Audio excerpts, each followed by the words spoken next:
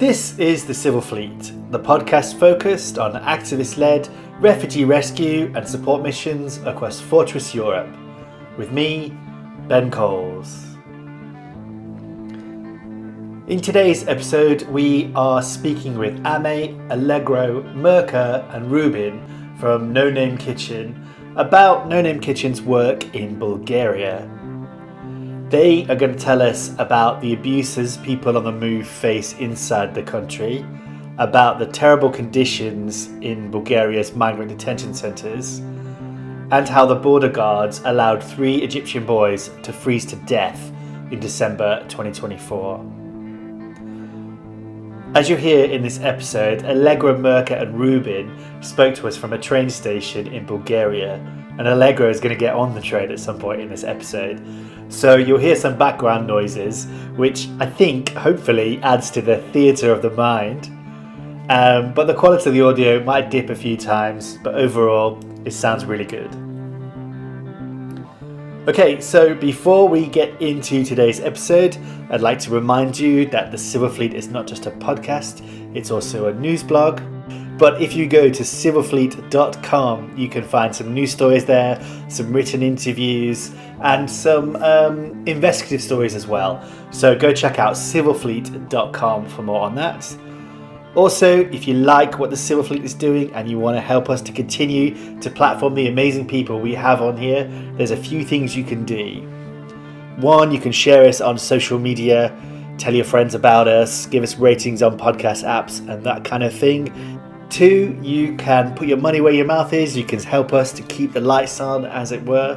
If you go to ko-fi.com/civilfleet, you can go on there and you can donate the price of a coffee or spend more money if you like. You can set up a one-off donation, a monthly donation, whatever you like.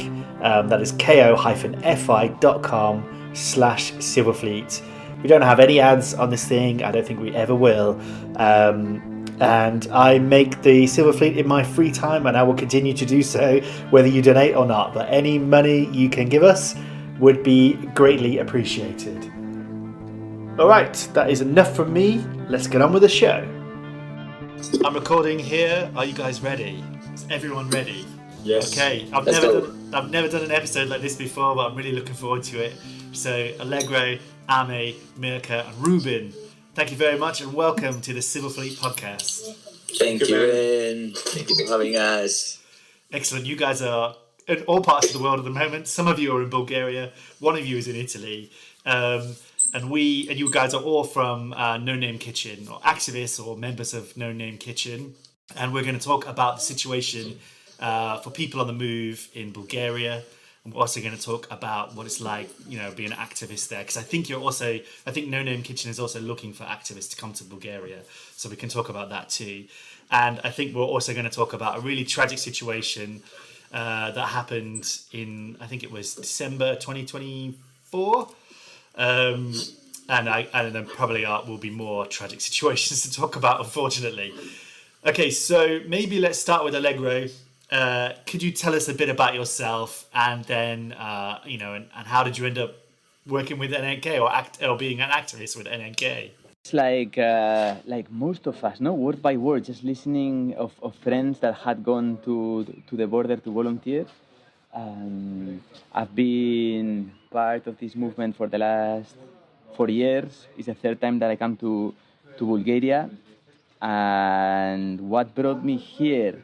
Good question. I guess it was a group of factors. No, I was studying in Paris in 2016 when the government closed the refugee camp in Calais, and I remember being young, seeing a lot of people on the move, sleeping on the streets, not being very able to explain why that was happening.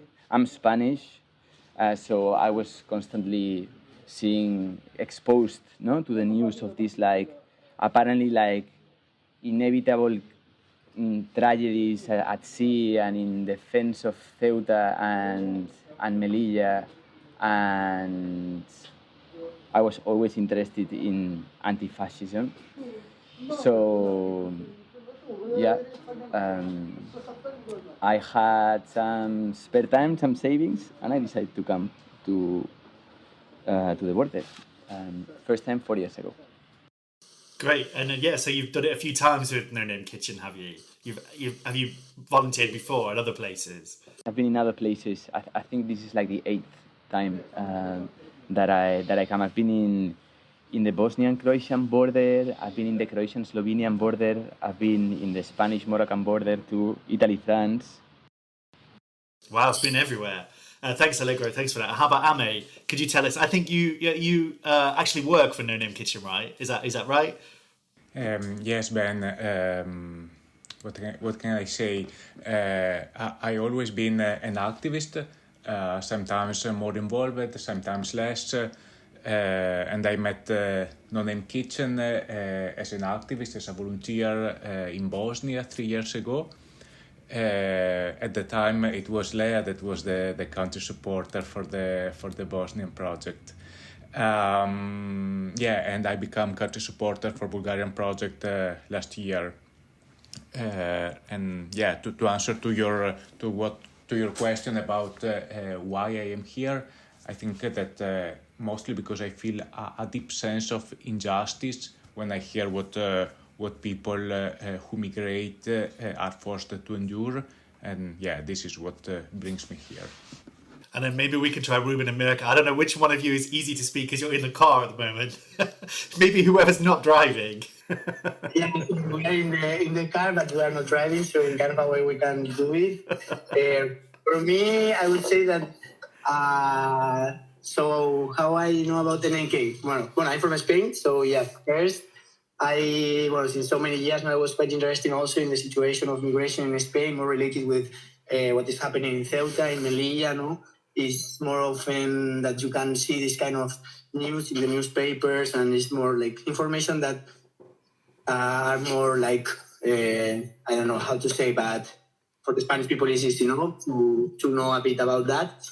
But then I met in the university a friend, and he was with NNK, and he told me, well, Ruben, it's good if you go. They are always searching for people. Also in Barcelona, it was super interesting, and also doing some activism in like anti-fascists, and also like with people on the more people on the move, and Moroccan people mostly in the city. So I decided to stop my university for 6 months, and I went to Bosnia for the first time, like 5 years ago. And after that I was in 2 other projects also, and now here in Bulgaria, and we are still here for some weeks more. Excellent. And how about Mirka? About me, I've been working with the people on the move, but I'm from Italy, and I've been working with them since 10 years, I think. And at one moment, I started meeting people. I was working in camp and then in the project against the exploitation of people on the move. And I started meeting people that were telling me about the Balkan route, and they were like let's say you could see the effects of the trauma more and more and more. And I was really worried, and so I decided at one point to take a year gap from my work and to come in the Balkans, first with another organization in Serbia. And through this organization, I went to know No Name Kitchen.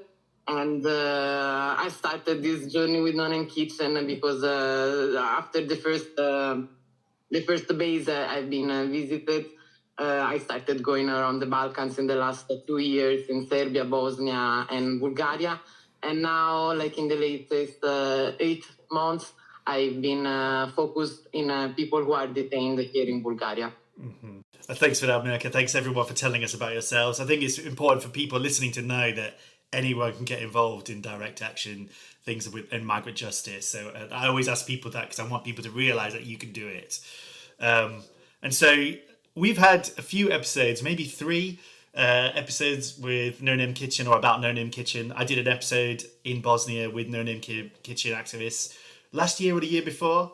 I'm confused by time. I think it was 2024 actually. But anyway, maybe Ame, since you work for them, you can give us a little bit of background about No Name Kitchen, and then if anyone else wants to add their own perspectives about No Name Kitchen, then they can do that. Yes, sure, Ben. About No Name Kitchen, it was born almost 10 years ago, and it was born as a grassroots response to the injustice I was talking about. Because every day people flee from conflicts, discriminations, and poverty, but many are denied safe and legal migration pathways. Since then, NNK was born to try to transform these racist and violent borders that we see in this very moment. Maybe I can tell you quickly what NNK does. NNK works mainly in four areas. The first one is health on the move. So NNK supports people excluded from public health care, distributing hygiene kits for preventing diseases, showers, anti-scabbage pack, and laundry services, and also provides specialized treatments found in, for example, dental care, etc. Regarding distributions, also NNK provides essential material support to people on the move, like including food packs, shopping vouchers, and clothing such as shoes, blankets, and sleeping bags. This assistance is tailored to the specific needs that are communicated to our field team through our hotlines, where people can share their request to our field teams. When we bring this material aid, it's important also to offer empathy and a clear message of solidarity to these persons. Regarding other lines of actions, also we work in violence monitoring and legal protection. So NNK acts as a watchdog against border violence by monitoring and documenting abuses. So we identify and investigate violations of rights, we collect testimonies from survivors, and compile this evidence into advocacy reports to raise social awareness and also to influence political decision making. When possible, we also act for strategic litigation for individual in distress. And finally, specifically in Bulgaria, we also have a line of action that is search and rescue. Because many people on the move are found lost in the forest when crossing the border from Turkey to Bulgaria.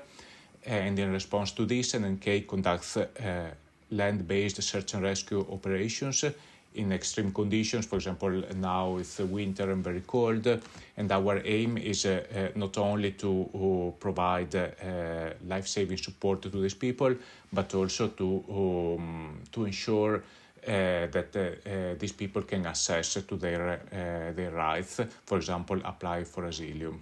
So this is a brief overview of what NNK does. Yeah, thanks for that, Ame. And NNK is it has activist teams basically in the Balkans, right? I think you have them at the border with Italy and France, I think, and then also is it Ceuta and I don't know about I'm going to pronounce this wrong, Malaya. Yeah. Actually, we have different bases along the Balkans and also in Italy, in Ceuta.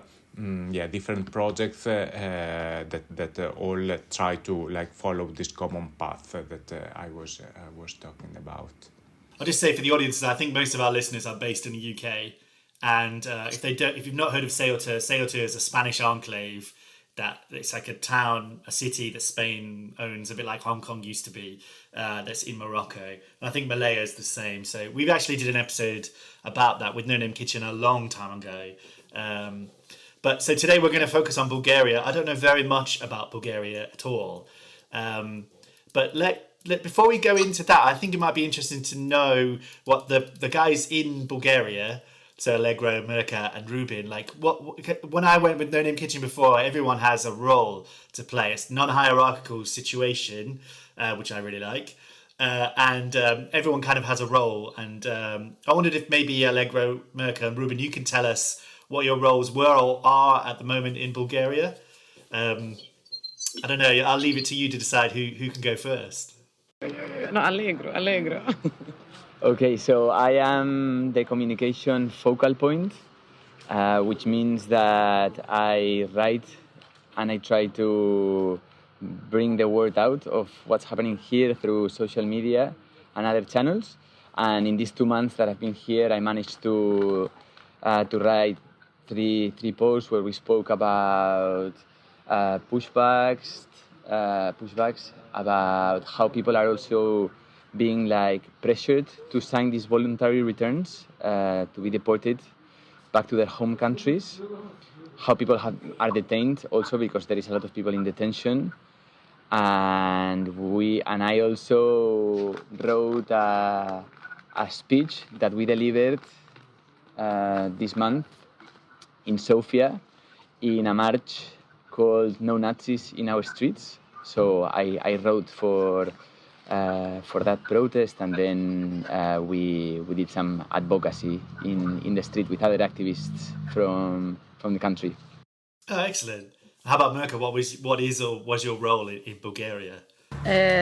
It's something new, let's say, because when I came here 1 year ago, I pay attention a bit on the situation in detention, and so I started studying a bit, and I proposed to focus a bit more on what was going on here.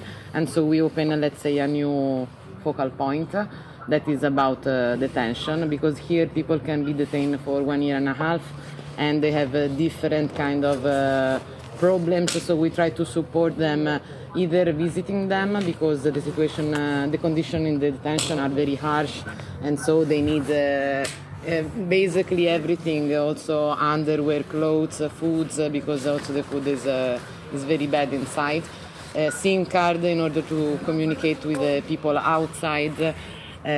So we try to support them with the visit, but we also try to give them legal support, to put them in communication with lawyers, because it's not always easy for them inside the detention to have access to lawyers and to make them their rights respected. And we try also to support them a bit outside, because when people long-term detention are released, they are released without document, they are with no status, and so with no possibility also to have a house, to start a life. And so we're trying to support them in all of this, and of course to denounce episodes of violence that unfortunately are very happen very often inside the detention center, and to be sure that they receive, for example, medical health treatments. Thanks, Mirka. And then how about you, Ruben? What's your role or focal point? I forgot, that's the term you use at No Name Kitchen. So my role, like my specific role here in enclave during this month was logistic. That means a bit taking care of all the logistic stuff, let's say. So we have 2 cars, and it's just take care that everything is working properly to do our job, because we are like to do all the distributions, to go to the detention center, to go to Sofia for everything. So we need that everything was correctly. There's like so many things, that happens in every single country, like you have to take care of insurance, the house, the bills, so many things. So I specifically take care of this, and also of the warehouse. We have quite a big warehouse. We always need staff, but anyway, it's quite huge. And also it's just taking care of, we have everything organized, that we have everything that we need, if not to order more commands, to ask for new donations. It's more or less this take care of all these logistic things that are super important to continue with our work here, But even that we have our specific role, then we have all these common taxes, and we try to share all the work together. But it's good that everyone has something specific to take care, to be more organized in the field, because a lot of things are happening all the time. Thanks, Ruben. And so I remember when I went to Bosnia with No Name Kitchen, there was also someone in charge of health. That was their role, and there was another role that I can't remember, but maybe you guys can say, what are the other roles that you have in Bulgaria? I guess you have a medic or someone that's focused kind of on medicine, or not medicine but first aid.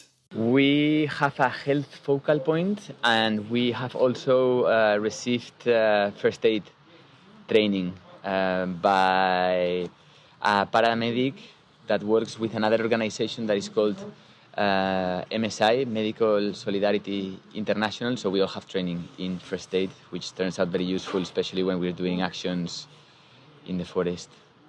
And so let's move on to talking about Bulgaria. And I guess whereabouts in Bulgaria are you based? Are you along the border with Turkey and Bulgaria, or are you more towards the west with like Serbia or somewhere? I don't know. Maybe you could tell us whereabouts you're based in Bulgaria.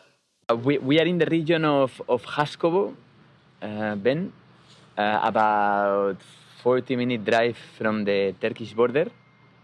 And from this area, we try to reach people in different camps, and we also monitor the entire border between Bulgaria and Turkey. And so it's people that are crossing over from Turkey into Bulgaria and then hoping to get further west generally, or into North and West Europe. So yeah, I don't know, maybe Ame, you could give us, or anyone else could give us a kind of an overview of the situation in Bulgaria for people on the move. Like what do they face? How are they getting there? These kinds of things. Bulgaria is the first European country for most of the people who take the Balkan route, fleeing from Syria, Iraq, Afghanistan, Pakistan, Bangladesh, Nepal, or Morocco. For sure, it remains a transit country in which people don't want to stay. So people arrive in Bulgaria crossing from Turkey, and then they want to continue their journey, hoping to settle in other European countries such as Germany, France, Italy, or Spain. Now with the externalizations of European borders, the route is becoming more and more dangerous for people making this journey, and this is one of the most violent border along the route.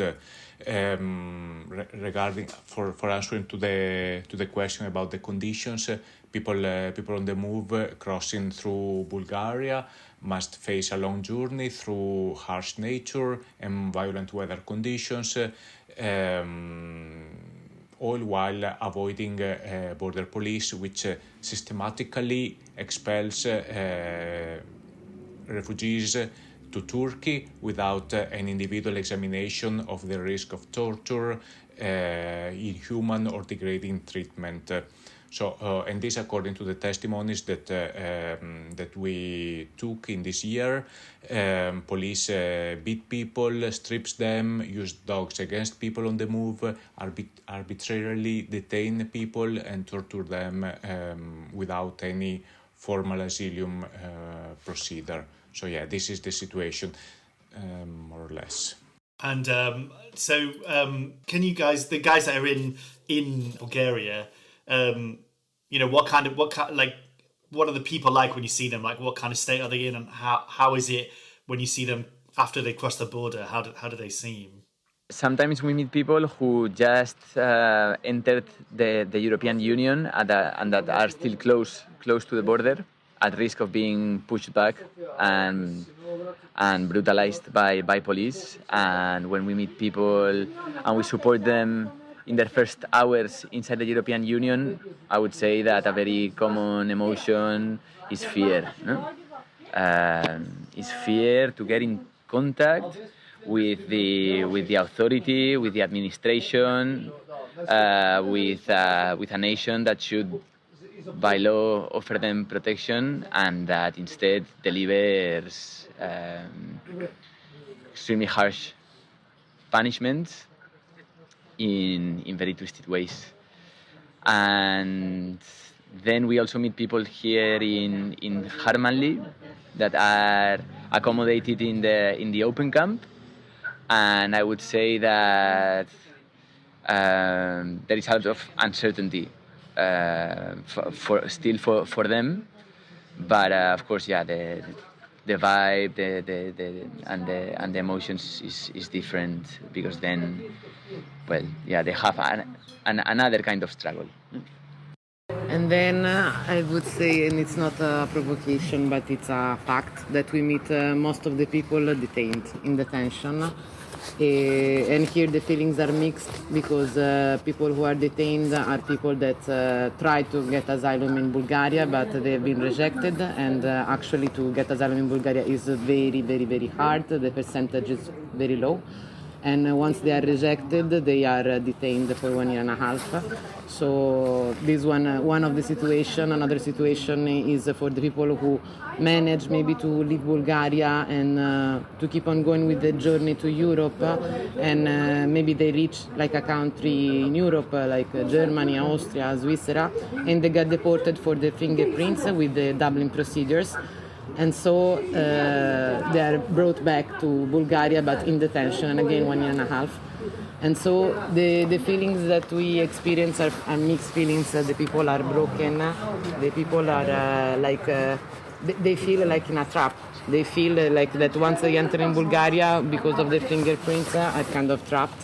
And they don't see too much hope. They have to face 1 year and a half in detention in a country that is not there, without the support of their friends, of course.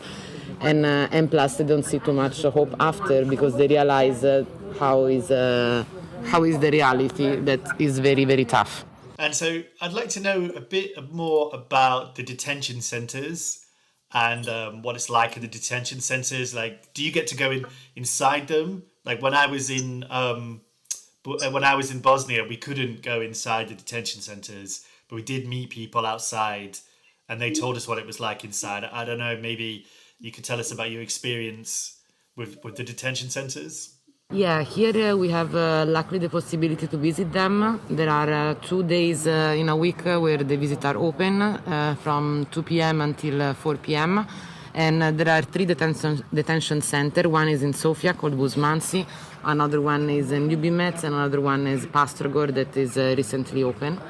And to book, like in Buzmanci, we need to book a visit. We have 30 minutes to see one person, and we have to book it like 2 weeks in advance in order to get access. While in Ljubimec, we can go freely, but the visits are very, very, very short. We have the possibility to have access, but we need to know the badge number of the people, because every person has assigned a number. So that's why we are in contact with them through the phone, and that's why little by little we started with 2 people that were inside, and little by little they spread the voice that we were here to support them, and they started to share their badge number, and so we have the possibility to visit more and more people. Enter inside the detention center is an experience, unfortunately, because they decide. We experience a lot of abuse of power from police. We arrive with bags full of foods or clothes, and every time it's very arbitrary what can be brought inside or not. And we are checked. They check the bags and everything. And during the visit, we have. The visit is in presence of police officers, sometimes also 4 police officers that surrounds you, so there is no privacy, but still it's a fundamental moment for them, because in these 10 minutes, maximum 30 minutes, I mean, it's the only contact that they have with the outside. And so it's very, very, very important. The conditions inside are different. Like there are some detention centers that are really bad, and some with a little better condition, let's say. We know that they have 1 hour of freedom. They can go outside in the courtyard for 1 hour. Otherwise, they are in their floor. They are in separate floor, and at 10 p.m. in the night they close the room, so they are completely locked. Even to have access to the bathroom, it becomes a problem. And we know, for example, that in Buzmanci they have to pee in bottles, because they are not allowed to go to the toilet after 10 p.m. The conditions are very hard. Let's say, from what I experience, Buzmanci is the worst detention center, also for police violence. And the phone are not allowed inside. They can use just phone without cameras and without GPS. and it becomes difficult when you are detained, maybe when you are deported. To find this phone from the outside, you need someone from the outside that can bring you this phone. Are super expensive, and so they are like a treasure, let's say.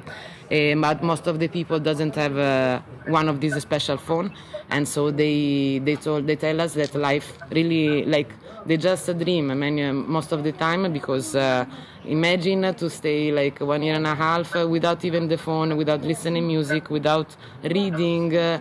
Just like eating very bad food and being locked in a room. Yeah, that's awful. And I imagine that must be quite a mental strain. Like I can't imagine that. I love reading and I love music. I couldn't just imagine just being in that place. And you said that they're not allowed to leave. Like they have 1 hour to go outside and exercise, but they can't leave the detention center. No, they're closed. And actually, like as I was saying before, there are mixed feelings because it's also very hard for them. First, to be detained, like to see that they reach Europe and maybe they are deported back, or to see that they ask for asylum and maybe they had all the rights to get asylum, but they are detained now. So it's so difficult to accept. And plus, it's difficult to accept because they didn't commit a crime. So it's difficult to accept to be detained in these places that, by the way, ironically, they are called special accommodation for foreigners. They are not called special homes for foreigners. They are not called detention center.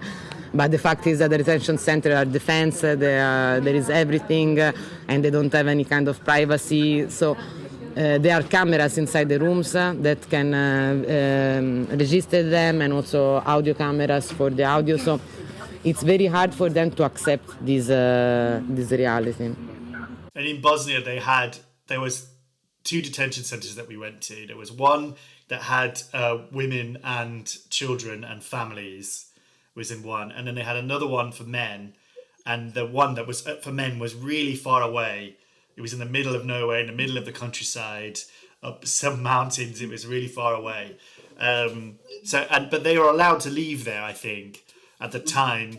People could leave, but there was nowhere to go because they were so far away. They didn't have money, they didn't have food or anything, just the clothes on their back.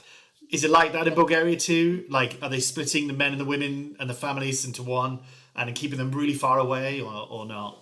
No, they are in the same detention center but in different buildings, and they can meet, like usually they keep the family together, but women and men are separated, and they can meet during the lunch and sometimes during the break, let's say the break hour, when they can stay out or do some sports. By the way, there are no activities also, so just to say it and to repeat how is the condition. And I would like also to add, just to I don't know, to make you feel like how they feel, that after 1 year and a half spent in this way, when they are released, they have no status, and so they have no documents, but they have to sign their presence every week at the detention center that is very far from the city center, of course. So even if they find a black job, they have for 2 times in a week to go to sign their presence, and so life becomes very hard, and they don't have any kind of assistance. They're just tolerated in the territory because they cannot detain them more, because administrative detention is 18 months, but they don't have any kind of rights. They will not have the possibility to legalize their situation. So once you are detained, you start realizing that even when you will be released, the life will be not easy for you. So you can see why people don't want to stay there, right? Like, it's an obvious, if you're being treated like that, you probably don't want to stay in Bulgaria. This is another topic, because inside the detention center, when you are detained, they give you the possibility to voluntarily return in your country. Of course, it's not a free choice, and of course they receive so much pressure, psychologically and also physically, let's say. And so many people at one moment, they are so desperate and so broken that they decide, okay, I will voluntarily return in my country. And I experience people that voluntarily return in Syria now, during the conflict with Kurdish and everything. They decided to go in countries that you never expected because they're desperate and they cannot handle anymore the situation. So it's not a voluntary return. I would like to highlight this. Yeah, absolutely. Yeah, you're kind of pushed into it, right? You're being pushed into going home, and home is probably not safe, particularly now. Now there's a new war in the Middle East. Crazy. And was there anything else anyone wanted to add about the detention centres? I want to talk about push and pullbacks, but was there anything else anyone wanted to add about the detention? Well, I mean, for me, even this is the third time that I come to Bulgaria, and this time I was really shocked to see the amount of people that are locked up and deprived from their liberty, and the architecture of these places, the hypocrisy of the name. You go to visit these special homes for the accommodation of foreigners. People locked up for 18 months without proper procedures, and yeah, I don't know. To me, this looks like a bit like a state of apartheid for people on the move that are easily locked up in these places, isolated, without proper procedures, and then people are super strong. They go through it. You go visit them. You joke. It's the international youth, locked up there, and we are also the international youth trying to go there and have a good moment and show solidarity and show respect for this system that it's so unequally distributed and it's so racist. And so, mixed feelings with detention centers. On the one side, I'm glad that we can go in there and show solidarity and also advocate about the conditions there. At the same time, I'm just it feels awful to see how many people are locked up lately in these days, connected to the new pact of migration and so on. Yeah, also for me, as Leah said, surprise a lot, because the situation is changing, the situation for the people on the move in the Balkans is changing a lot in the last 4 or 5 years. This situation, and the amount of people that now is detained in this detention center is crazy. There is so many people, and it's not for me, it makes me think, how the European Union is in kind of a way successful in the way that they are managing to a lot of people seeing this voluntary return, and also it's super hard, how they can do that, just because some people they don't, I don't know how to say, but I cannot express myself very well now, but the thing is that so many people that they managed to maybe to reach the country in Europe that they want to reach, let's say Germany, wherever, and they start to make their life there, and they spend maybe 6, 7, 8 months, 1 year in another country, learning the language, working, creating social groups, I don't know, making his new life there. How the European managed to take them and bring it again to Bulgaria, and not just with a bit of freedom, inside of this detention center where they lose, I would say, completely, the freedom. They lose also in kind of a way the humanity, because the conditions are really, really bad. They are said very well, it's kind of an apartheid for people on the move. And surprised because so many people, thousands of people are detained just because they don't have papers that no one is giving to them. So it's I don't know, a really, really, really hard situation, really unfair situation. And when we go there, even that we can spend with them just 10 minutes, and maybe we can manage to bring some food, maybe some cigarettes, wherever. For them is quite a lot, Is because I don't know. Sometimes we talk about that, sometimes just our presence be part of this kind of resistance is everything that we can do, and just show this solidarity, so that we are here, even that we cannot change the whole situation, So going there, I think that is something really important that we are doing. These 10 minutes makes quite a lot of the difference, and and that's it more or less. And I remembered. I want to talk about. Ame, you have something, but like I wondered about squats. Like when I was in Bosnia, there was people that were outside of the detention camps, but they were living in squats as well. But maybe Ame, you can add what you want, and then you guys in Bulgaria can and I don't know if you can talk about what the conditions are like for people who are not in the detention centres. Ame, you wanted to add something.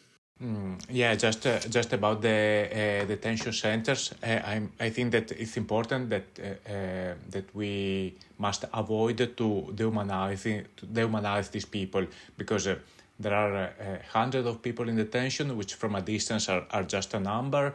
But when you go to the detention center, you can hear all the stories and the hopes of these young people who were looking for freedom and following, the so-called European dream, and hoping to reach its values, but they just find a fortress that doesn't want them.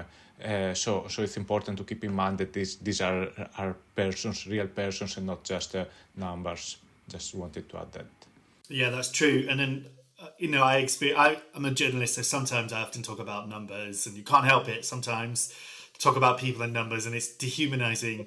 But then in Bosnia, when I went with No Name Kitchen, one of the camp where the men and women, where the families were, they had like a basketball court and a football pitch outside, a small five-a-side football pitch, and we played together. We played basketball, we played football together, and it was so nice. And you could just meet these people as human beings rather than numbers, and it's really important to know that. And some of the stories people tell you are really heartbreaking. But I wonder if you could, I don't know, like I was really shocked in Bosnia to see the conditions that people were living in, the squats. I don't know if you could talk about the situation in those, if they have them in Bulgaria. Hopefully your camera's okay. I think you just dropped your phone. But yeah, could you tell us about the squats? There is no people squatting here in Bulgaria, and we meet people that are either in detention or in open camps or in apartments. I would say I also remember the squats. I've also been there, and of course, it was tough to live in those derelict houses, but at least people chose where to be, with whom, to come and go as they wished, and people chose like very strategic places next to the city center, like where people could make like connections and stuff. To me, there was a bit more, there was a bit more like dignity about the squad. These camps and this infrastructure managed by the State Agency of Refugees is humiliating. Yeah. Yeah, that's true. I think the squats that I saw in Bosnia, like people that could at least choose to come and go, right? Like you said, that's an important point. But like there was no electricity, there's just no heating. It was really horrible. And I guess Bosnia is a unique case because of the war there, and there's lots of empty houses. It's a different situation in Bulgaria, I think. Don't know, Mirka, you look like you want to say something. But also, yes, it's different in Bulgaria because here, if you are found out without documents out of a camp, you are detained. So people actually try to be very hidden and not to be so much visible here in Bulgaria. For example, like we know that along this route pass many people also from Nepal, from China, but we never see them. For example, the tendency is to be hidden. So even this is my train. Yeah. Okay, Alegro, thank you for talking with us. If you can carry on the train, that'd be great. But if you can't, don't worry. Stupid. Yeah, I'll try. I'm gonna try to connect to the train. Oh, actually, maybe while they're going to the train, Ame, I'd like to talk about push and pullbacks. So, like the situation, we've kind of touched on it, but could you tell us, like, what's it like, the push and the pullback situation in Bulgaria? Because I think Bulgaria, you're at the border with Turkey, but people must get pushed from Serbia, I guess, as well. Yes, sure. We are seeing that the paths are a bit changing now, and we experiment also some pullbacks, which are less usual than pushbacks, but still are present. For example, Mirka doing the detention work that she's doing, she's listening to various stories about this. So I think that the most adequate person to talk about this is Mirka, actually. Okay, yes. I mean, we have pushback that we experience at the border with Turkey, and we are already like aware about this. It's a very common practice that unfortunately is present here in Bulgaria. But besides that, the tendency once you enter in Bulgaria is to keep you in Bulgaria. And for example, in the last 2 months, we experienced a lot of let's say pullback. So police that manage to see people that try to cross the border with Serbia or with Romania, they catch the people and like try to keep them in Bulgaria, of course, in detained. We're talking always about detention once the police find you. We experience a lot. I don't know if you can call them pushback because in Romania now with the Schengen area and everything, the agreements are different and they're collaborating with the Bulgarian police. We know that also Bulgarian police is present in Romanian territory. But yes, when the people try to cross that border, even if they manage to arrive to Romania, they are easily brought back to Bulgaria. We are experiencing less pushback, let's say, from Serbia. Even if, for example, just talking about the experience that we are having in this period, people that are caught, that they showed up themselves at the police station at the border in Serbia, okay, they can be brought back to Bulgaria, but officially, like with an agreement. So as we were saying before, it looks like a kind of a trap because once you are in, then it's very difficult to get out of Bulgaria and to avoid a possible detention. Yeah, that sounds horrible. And then I think we'll move on in a minute about the situation about the Egyptian guys. But before that, let's talk about kind of violence in general. Like, I've seen NNK puts out regular reports about violence in different countries or in Europe for people on the move. Can you tell us, what kind of injuries or what kind of violence are people facing in Bulgaria, the people on the move, from the border guards or from anyone? When we talk about, for example, episodes of pushback from at the border with Turkey and Bulgaria, we're talking about police that meet the people with dogs, and many people when we find them in the open camps and everything, they show us the sign of the dogs because they're beaten by dogs, and I personally collect many testimonies of people that they were saying to me that deliberately police let the dog free and bite them, and then the police decide when the dog should stop.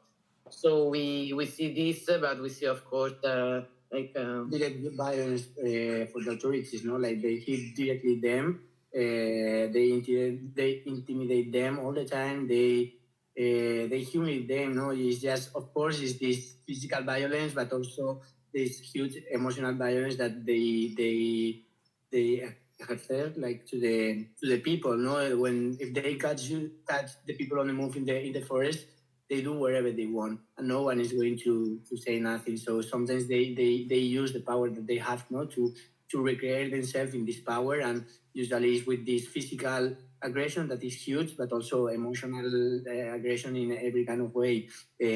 So yeah, the situation with the pushback and the violence is really really hard, and you can say it, no, when you talk with them, when they explain the stories that happens in the forest, when they show you this bit from the dogs, but also like when how the hits that they receive with the stick by the police. I don't know. This is not something that happens sometimes. It's something that happens almost like always, no, when they are pushed back. No, also is this kind of disaster way, no, to say, okay, if you want to come again to Bulgaria, if you want to try again, if we catch you, you are going to suffer this again and again and again. And the push, like sometimes the people, they like not everybody reach Bulgaria or reach the camp or the detention in the first when they try for the first time. No, they expose themselves to this violence every time that they try to cross the border. So yeah, and also the police steal their phones, steal their money. Like I don't know, they do everything they want. So yeah, it's really hard situation, and it's something super general. Like it's something that happens always like this. Just to add an episode that maybe we didn't talk too much about, but for me was really serious because I was here also this summer. And like there was a group that tried to cross the border and enter in Bulgaria, and police shoot at them and injured one guy on the shoulder and really on the chest here on the left side. So I mean, they were not like shooting at the legs; they were shooting like in vital places. And after this episode, the guy was detained, but the police officer obtained a reward, and it was in all the newspaper. Bloody hell, that's crazy. And do you hear much about violence from the Turkish guards or the Serbian ones and Romania and maybe Macedonia? Like, are they getting pushed back from those places too, getting violence there as well? You mean when they're pushed back to Bulgaria? Yes, but the border Turkish Bulgaria remains the worst one. When basing like on the story that the people tell us remains the worst one. They always tell us, and even when they finish their journey, I don't know, maybe Ruben you can add, but my experience, they always talk about Turkey, Bulgaria, and Bosnia, Croatia. Yeah. I also wanted to say that they always talk about these two borders, always. Like and mostly by the Bulgarian police and the Croatian police, much more than the Turkish police and Bosnian police. So like the physical violence is by the European authorities. Like it's directly and it's paid by the European Union. All these pushbacks or this violence, no? And it's the European Union the ones who support this violence, and I think that also they want this, no? That's a bit the situation. But yeah, these two borders mostly I would say that are the hardest one, no? Talking about this physical and emotional violence. That's what I heard in Bosnia, that the Croatia was really difficult and Greece was really, really hard. So yeah, it's the EU, like you said, it's the EU borders that are the most difficult to cross. So we have Alegro back, which is nice. He's on his train. Let's talk about the situation in December 2004. I don't know if any of you witnessed this, but like you have a report about I think it was three Egyptian boys. I don't remember how old they were, but you can tell us. And they froze to death at the border. I don't know. Can anyone tell us about that situation? It's a really sad story. Yeah, I can go. To do a quick recap, on 27 December 2024, the temperatures were far below freezing, and on that day, rescue teams from Anonymous Kitchen and another collective were alerted for the presence of 3 minors in immediate danger of death. They were in a remote forest area, exposed to freezing conditions and unable to move to safety. And despite the urgency of the situation, Bulgarian law enforcement agencies not only failed to act, but also actively obstructed the efforts to provide life-saving assistance. So, Anonymous Kitchen teams tried for 48 hours to reach the locations, telling authorities what was happening, but they were constantly blocked. And after 2 days, they finally managed to arrive in the location, and there the three boys were already dead. So this is what happened in brief. An important thing to add on this is that some months ago Frontex released a report on this killing of these three Egyptian minors, and their conclusions were very clear. That the border police failed to rescue the guys, blocked the rescue teams, and directly led to the death of these three guys. So the report is public. I can quote some of the sentences, and some are, for example, the Fundamental Rights Office considers it established that the Bulgarian authorities, while having the capacity to act, failed to implement adequate measures in time that resulted in loss of lives. Another sentence is the NGO's rescue efforts were genuine and likely obstructed by the Bulgarian police. Another one is that the Fundamental Rights Office is deeply concerned about the repeated allegations of the Bulgarian authorities not properly responding to distress calls. Yeah, it's pretty damning, isn't it? Like, that the authorities just let these people freeze to death. It's really sad. And how old are these three? You said they were minors. Do you know how old they were? Yeah, they were around 15, 16. Jesus. And like in this, it's a really sad situation, but like you said, this can be humanizing, but it's not a unique situation, right? This is happening. It happens a lot at the Polish border, I think, when people try to get from Belarus. It's really terrible. Did Alegro or Ruben and Mirka, were you guys, I don't think you were in Bulgaria at the time, but have you heard of similar situations now? Is this still going on? Is there similar situations to these guys freezing? So during this last winter, we don't know no one that dead, I would say. But anyway, like the situation is always the same, no? It's people that is in the forest, they can be in a really bad situation. Like here in winter, you can be at minus 10 degrees, something like that, and you can be in the forest in 2 days without food, without water, without anything. And we try to reach them, and the authorities always are like stopping our work, no? Like if we go with our car, they know our car, they stop us, and we cannot continue with the rescue. Even if you are already hiking and the police stop you, they are going to bring you to the police station, probably, or at least to your car again. So the situation is always the same, no? People that is asking for help,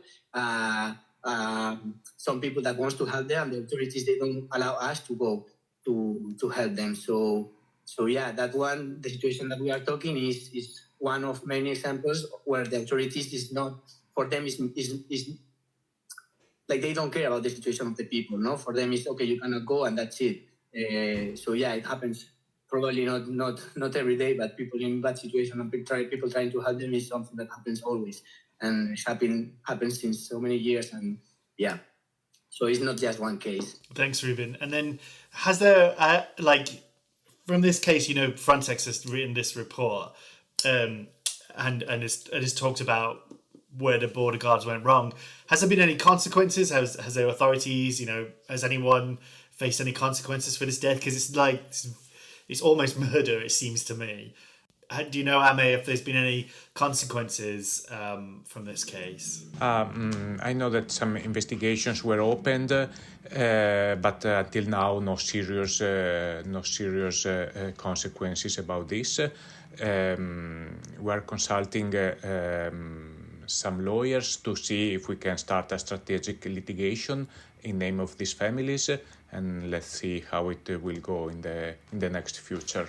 And have you heard from the boys' family as well? Have you been in contact with them? Yes. How are they coping? Well, it's when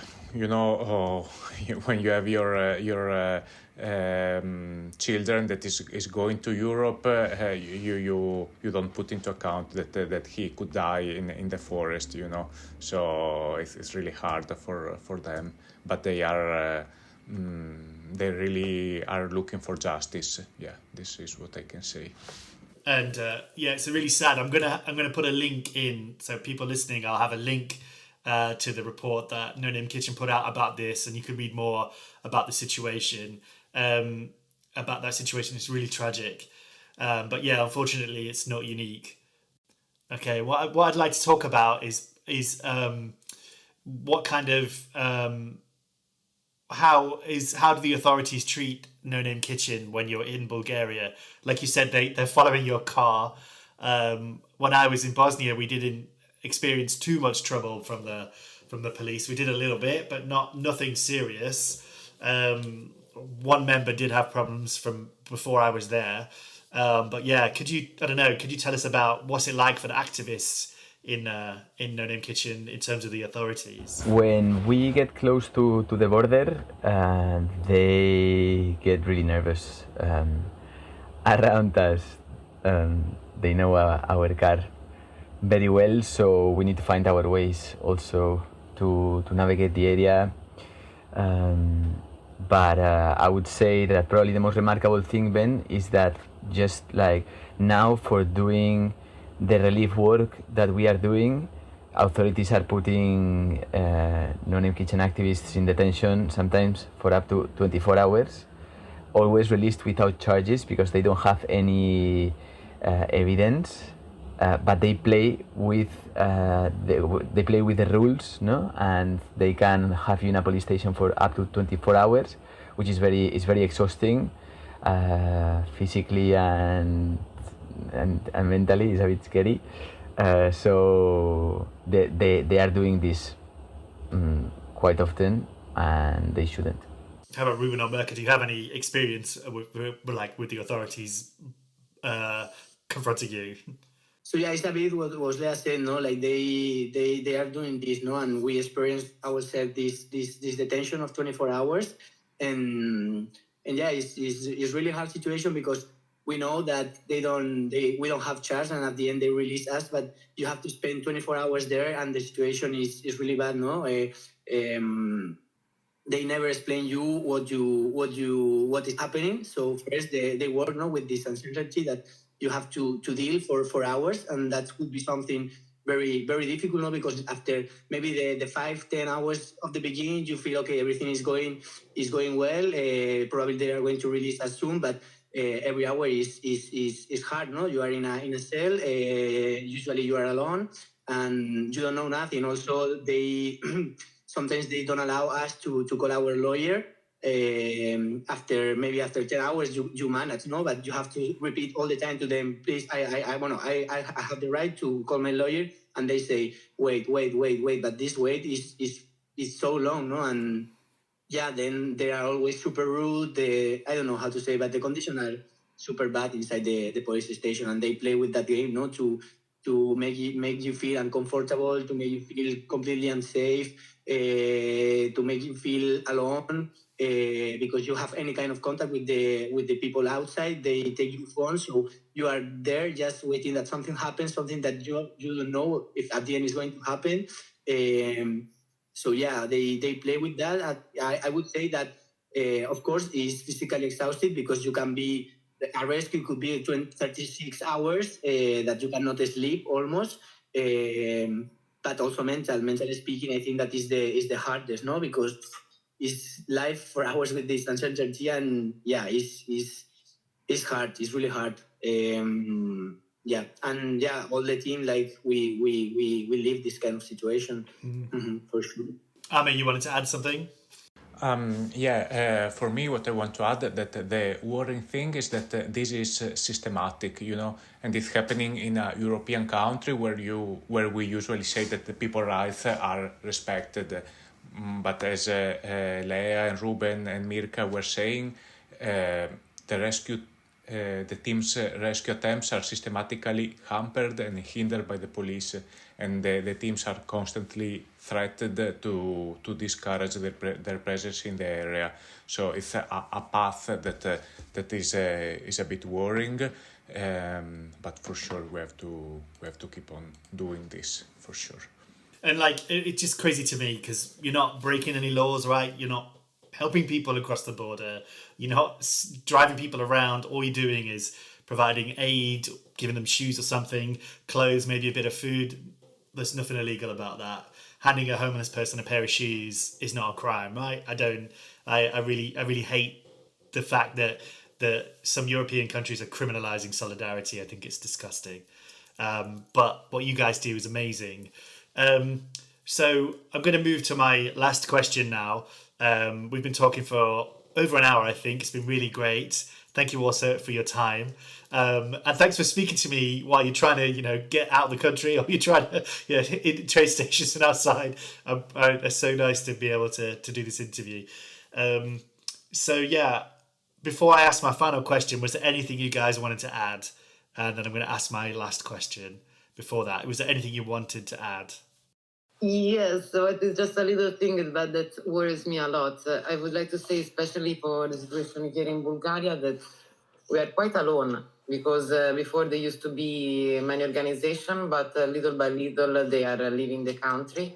And now we are really, the presence here, it's just us maybe, and some few people, some local people that support. And it's really worrying, because Bulgaria is the first country of entrance in Europe, let's say, and we know that that people here experience a lot of violence, that human rights are not respected, and people face detention and everything. And so for me, it's really worrying, the fact that the association or organization are leaving the country because people are alone, more and more alone. Yeah, that's a shame. And I thought that maybe like some bigger organizations might be there.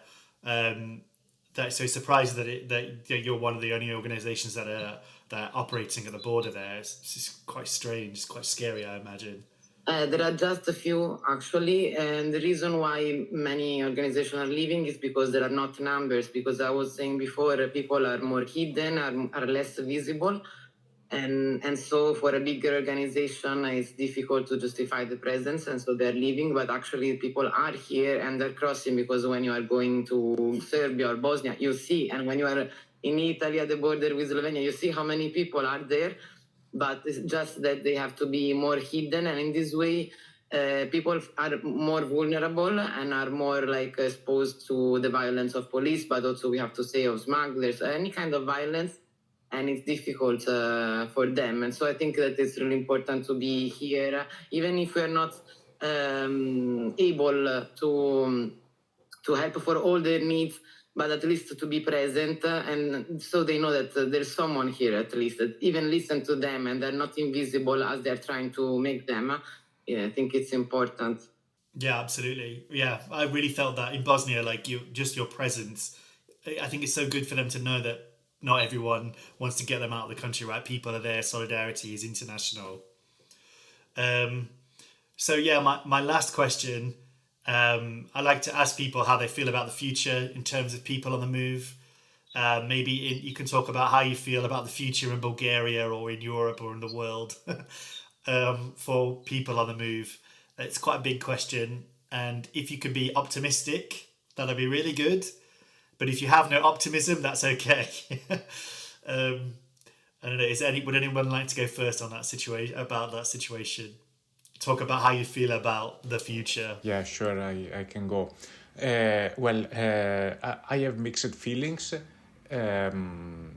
because the new European Pact of Migration that will be active in June may result in even greater human rights violations at Europe's border. So we are likely to see a further rollback of people's rights to seek asylum. More detentions at borders, including for families with children, and even fewer opportunities for people to have their asylum applications processed fully and fairly. I think that we will have more pushbacks and more attempts to outsource asylum processing by shifting the European responsibilities onto countries that already host the largest numbers of refugees.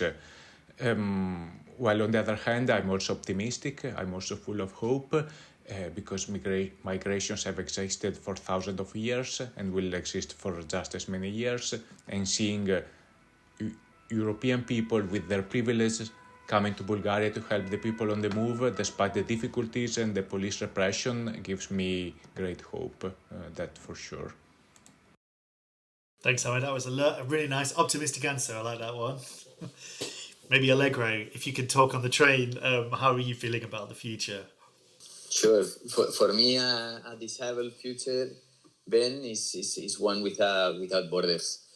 I hope we get to see that point, no, where we start being like detached from this idea of the border and the state, and we can think in other terms. That's what I would like to see too. I've always been able to move wherever I like. I would like everyone to have that ability as well. Thanks, Alegro. And how about Mirka or Ruben? How are you feeling about the future for other people on the move in Bulgaria or anywhere in the world? Actually, I would like to say that we had a kind of conversation with Ruben a few days ago when we were talking about people on the move and the situation, how fast changed. And sometimes we were frustrated or were very worried because the situation changed so fast in a few years. And so we remember the period like in the squats now when people used to stay in the squats and also be so resilient and we were together with them. And now when you are along the Balkan route, you almost don't see anyone and the squats are empty. And personally, I'm also listening the stories of people detained every day. So my mood is not so positive, and many times I feel a bit desperate about the future. But it's true that when you talk with the guys, you realize that you cannot stop them. And as Ameda was saying, the people always moved. It will be difficult, but when you talk with them, actually they're the one that give us the energy sometimes, and that they give us more hope because we are more worried than them. And it's incredible the energy that they have, and so I feel okay when I talk with them. I say, okay, they cannot stop this. They cannot stop this. Yeah. Also, I think a bit as they say, no. In English, it's difficult to me explain. No, my feelings, no, but. Of course, the situation is really critical and it's difficult to be super hope on that. But I like to see people on the move. I like to see immigration like a resistance. And if the resistance exists and is going to exist, we have this hope. No, we have this opportunity to change. And all of them, no, they are resisting all these migration pacts, or they are continue going, they are continue moving, they are continue fighting against the borders. And I just say that we can be part of this, no? We can be part of this resistance. Maybe we are not the main column of that one, but we should be there. If we want to continue with this hope, if we want to change the things, I think that is something that we have to do, no? Use our privilege to be here, to resist with them. And if we are part of this, if we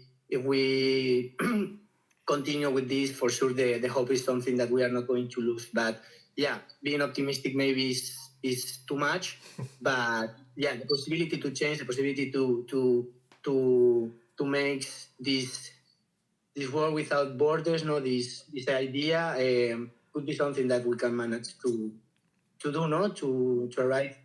But yeah, Well difficult said. also. The reality is also something that we have to take in account. Absolutely. Thanks. Well said, Ruben. That was really good. Well, I think we're going to finish the interview here. It's been really, really good. It's really good to speak to you guys again. Anyone listening, if you're tempted to go to get involved with No Name Kitchen, you should do so. I'm going to have links on the website, links on the podcast about how you can join and how you can get involved. But yeah, everyone, thank you so much. Thanks for your time. And I hope your train journey is going well, Alegro. Thank you also, Ben, for doing this. Thank you, Ben. Going to turn off. Yeah. Thanks, guys. Thank you so much. Bye. Okay, that was episode 87 of the Civil Fleet podcast. Thank you so much for listening. Thanks again to Ame, Alegro, Mirka and Ruben for coming on and talking to us. Thanks to No Name Kitchen for the work they do in Bulgaria and everywhere. They're such a great organisation. You should check out their website. I have links to that in the show notes, so do check them out. Get involved with them. They're a really great organisation. Okay, at the end of the episode, we talk about a couple of things. Go check out the blog Go to silverfleet.com and you can find some news stories, some investigative reports, and written interviews on there. And another thing I'd like to tell you about is how to support us. The Silver Fleet is a grassroots project run by me in my spare time. If you want to help us to keep the lights on, to help produce this podcast, there's a couple things you can do. You can share us around on social media. You can give us ratings on podcast apps, which would really help. And you could also make a one-off donation or a monthly donation to keep the lights on. You can do that by going to ko-fi.com/silverfleet. That's ko-fi.com/silverfleet. You can make a one-off donation there or a monthly one if you like, and that will help us to keep going. All right, I think that's enough from me. I'll see you soon. Cheers, bye-bye.